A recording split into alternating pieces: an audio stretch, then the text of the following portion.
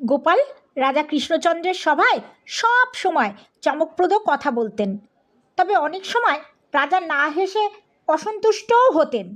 যখন গোপাল বেয়ারা ধরনের কথা বলতেন তখন রাজা তার উপর রুষ্ট না হয়ে পারতেন না।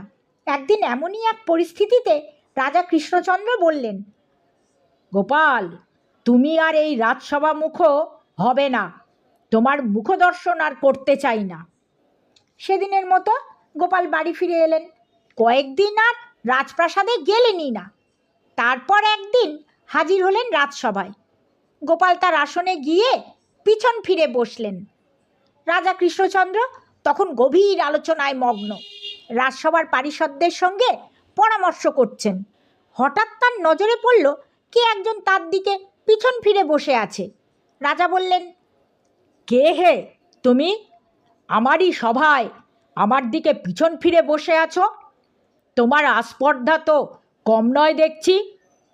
সেই অবস্থায় গোপাল বললেন, আমি গোপাল মহারাজ।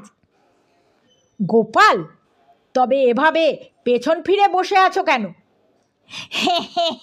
কি করব মহারাজ, আপনি তো কদিন আগেই বলেছেন আমার মুখদর্শন করবেন না।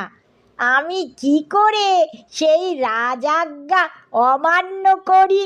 নিরুপায় হয়ে এভাবে বসতে হয়েছে মহারাজ, আমারে বেয়াদপি মাফ করবেন।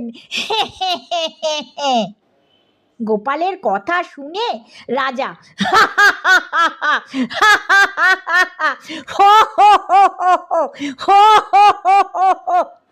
হেসে ফেললেন।